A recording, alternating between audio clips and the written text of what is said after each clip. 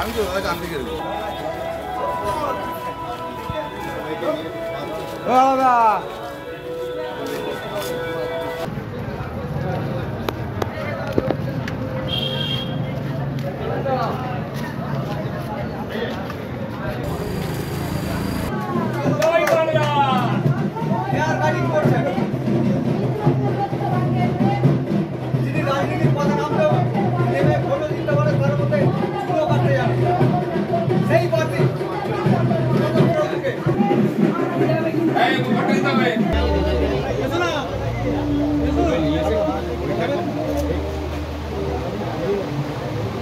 ভূত চালাচ্ছে দেখো ভাই চাবি অন্ধকার ঠিক আছে আর আপনি এখানে ঘুরতে পাঠাচ্ছেন এখন ভোটের সময় পার্টিসিপেন্ট লোক থাকে না হ্যাঁ ভোটের সময় পার্টিসিপেন্ট লোক বসে যায় কোন গলি থাকবে রাত্রি 8:30 বাজে এটা কোন গলি থাকবে রাত্রি 8:30 সময় খাওয়ার জন্য কি পার্টিসিপেন্ট খুলে দেবে এটা হয় না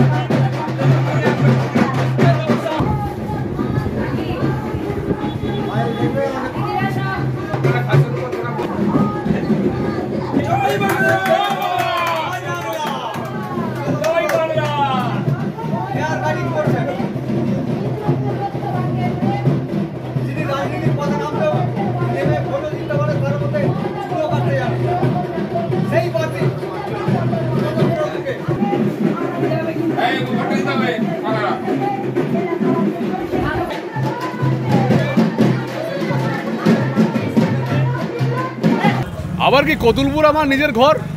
এই কতুলপুরের মাটি আমায় বড় করেছে আর কতুলপুরে প্রত্যেকটা কাজ আমি করেছি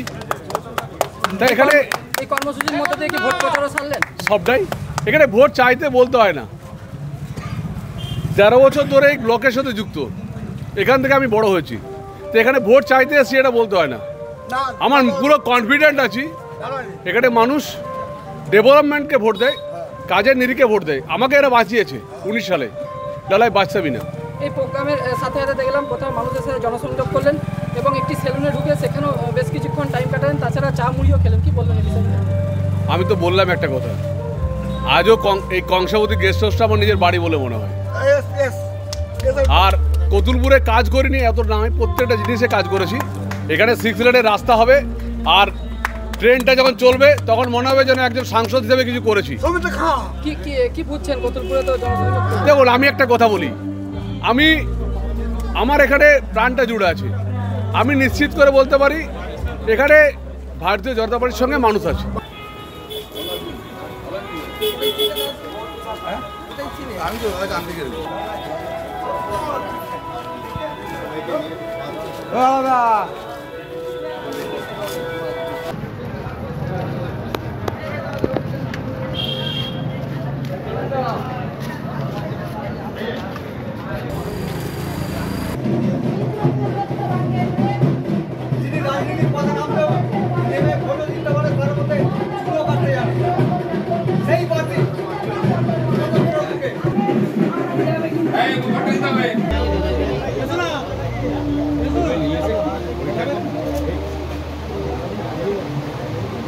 ভূত চালাচ্ছে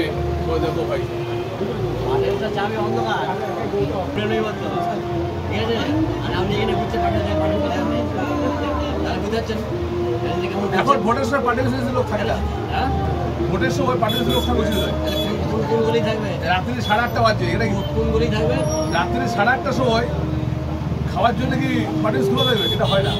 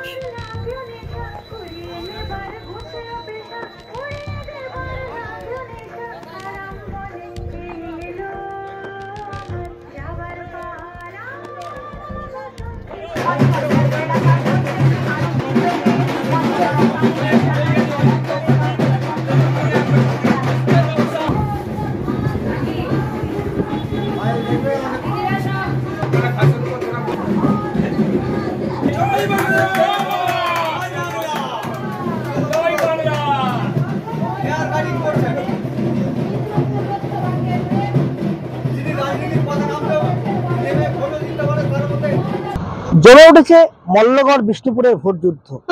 যে ভোট যুদ্ধ তা হয়তো ভারতবর্ষের ইতিহাসে এই প্রথম। লোকসভা নির্বাচনে মুখোমুখি সম্মুখ সমরে প্রাক্তন স্ত্রী এবং স্বামী।